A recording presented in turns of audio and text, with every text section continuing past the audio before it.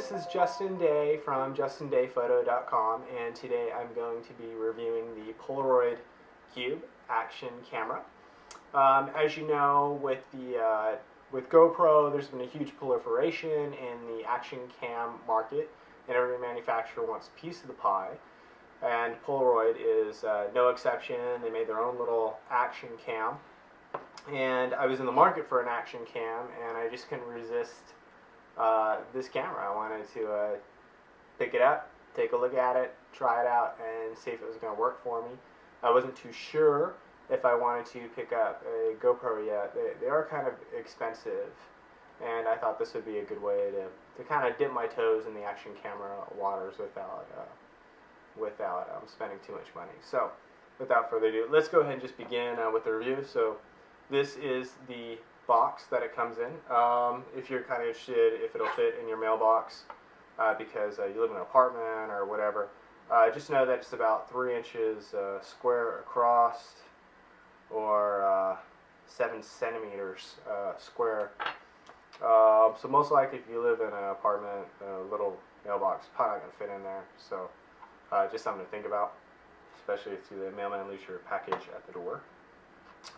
So let's go ahead and open it up. Cute little packaging here.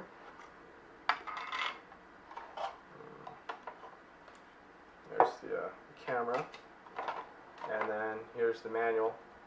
So let me give you guys a little bit of a tip when it comes to manuals. What I always do is just download the manual from the manufacturer's website or some website as a PDF file. That way you can always have it on your phone or your tablet or your camera, and you can either throw away the paper one, or if you lose it, you're not out without a manual though, so you can let that one go.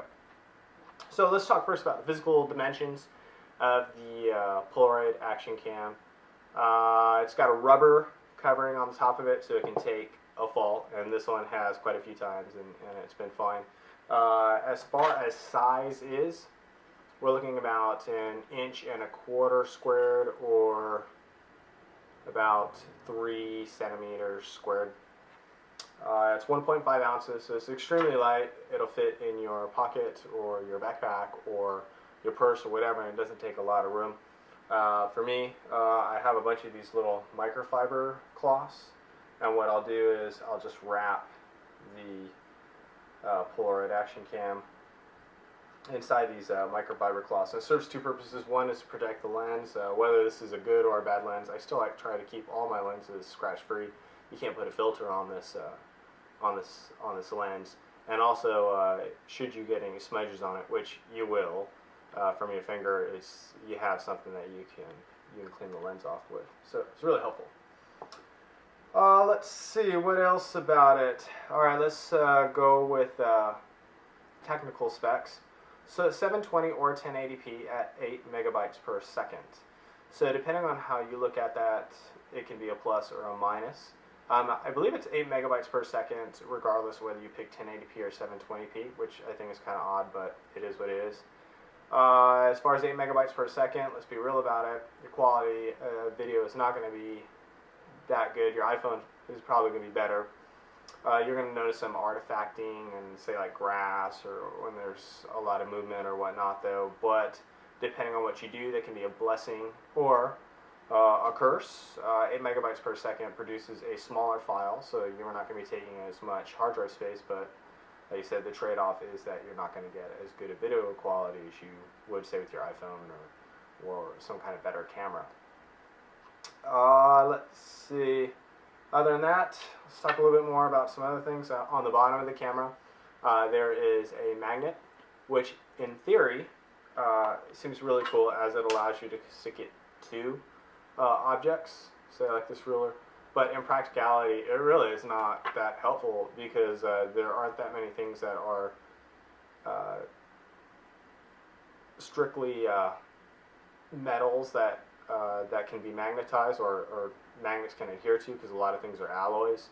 So unless it's a solid piece of metal like a manhole cover or something like that, it's probably not going to stick to it. I really wish that Polaroid would have just put a tripod thread instead, as that would have been extremely more helpful, or at least a tripod thread here in the middle, and then maybe the magnet around the edge. That would have been awesome.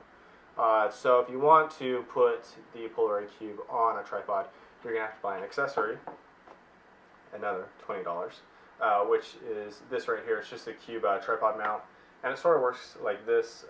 You can just put it on anything that uses a tripod screw, clip it on, and now you can put it on a tripod. So in this case, selfie stick. But I think you guys get the idea. So something to think about there as well. As far as accessing it, you're going to need a coin, which can kind of be a pain if you don't have a coin on you. You're going to get really creative on how to open up the back of this thing. And in the back, there's a switch that will allow you to switch it between 720 and 1080p. Also, where you charge it. So every night when you charge it or you upload your video to your computer, you'll attach the dongle into the back, and also where you put your micro SD card. I kind of have an issue with micro SD cards. Sometimes they can be easy to lose, and I usually use regular SD cards.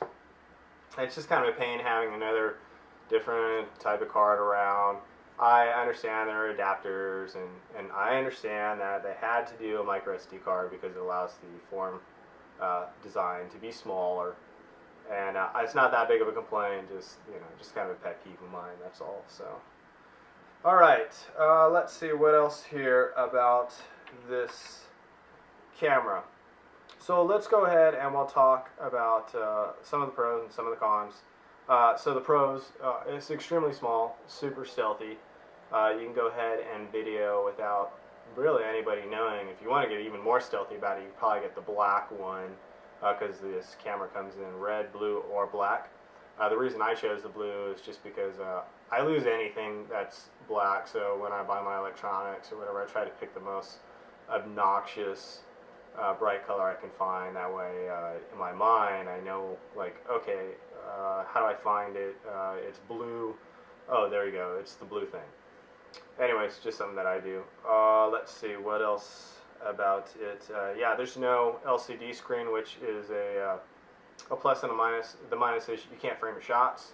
The plus is that, again, it makes it super stealthy. So for me, it's really good for taping lectures in nursing school. I can just put it on the top of my desk, hit the record button, and I'm able to get everything that I need to get recorded. It also has a 124 degree angle of view. It's not going to be as wide as, say, like a GoPro at 170 or 180, whatever the GoPros are at, though.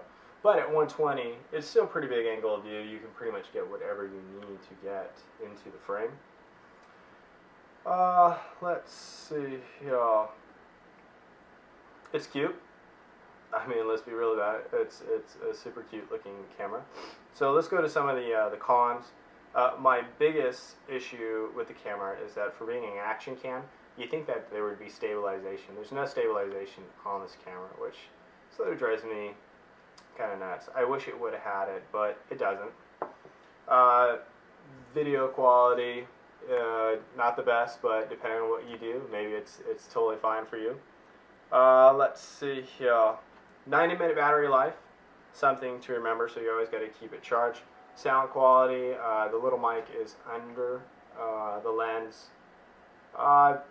Sound quality is really not quite that good, but it's good enough.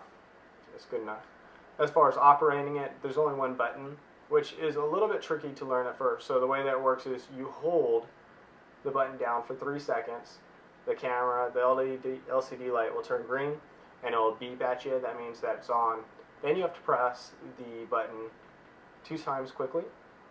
It'll beep at you, the light will turn red, and then you'll know that you're recording, and then you press it again to stop, and then you hold the button down for 3 seconds, and then it will shut itself off. So when you first get this camera, there's a little bit of a learning curve. I was pressing buttons. I didn't know what I was doing. I was taking pictures, or whether it was even recording or whatnot. So it takes a little while to learn. Once you figure it out, it's pretty easy to use, but it's kind of a weird way to learn how to figure out how to use it. So just something to think about right there. Let's see what else about it. Oh, there's a quirky way that this camera records. It can only record things in 5-minute clips. So let's say you have a 20-minute segment that you're recording, you'll actually get 4 clips of 5 minutes each. So you're going to need some kind of non-linear editor where you can splice everything together for every 5 minutes that it's recorded. Which, you know, depending on what you do, could be a pain because you will have to edit everything if you want to use this. Most likely you probably have some kind of editor, but for those that just like to record and post on YouTube or whatever, it's probably not the camera for you. Let's see, what else? Other than that, I think that's all the pros and cons that I can think of. Oh, and there's one other little con. No matter how much I fiddle with the computer program that comes with it, when I upload everything into Lightroom, because that's how I categorize everything. Everything that I do is categorized by date, and then I search everything for keywords. The files always come up as created July 3rd, 2003. So I have to export everything from here into my computer, change the creation date in Bridge on the metadata, and then bring it back into my Lightroom catalog, which is kind of a pain. It's an extra step. It drives me crazy, but I found a workaround and a way to deal with it. Let's see. I'll post some video as well from the camera to give you an idea of what the quality is. Now, if you are looking to purchase this camera rather than, say, like a GoPro or some other action camera, this may not be the camera for you. Because, for example, I bought this SJ Cam M10 on Amazon for I think $89, and it has a 170-degree field of view and stabilization and an LCD screen on the back. It's amazing for that price, which this one does not, and it's actually cost less than this. If Polaroid was to put this camera, say, at like $60, I think it would be a steal, or at least $80 with stabilization. This would be the camera to get. However, that being said, the Polaroid Cube does have a place in my tools for video production. I really like the fact that it's stealthy. It's great for when I'm at school, and you know, usually whenever I'm filming, it will be with me all the time. This GoPro knockoff may or may not be with me, but this one will be with me along with my iPhone.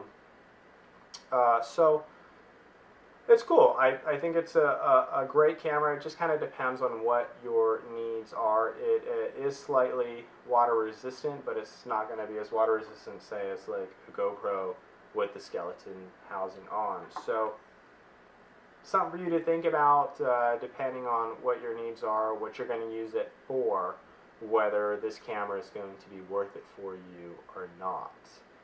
I give it a recommendation with some cautions. Okay, so you just got to think about what your needs are and what you're going to be using it for.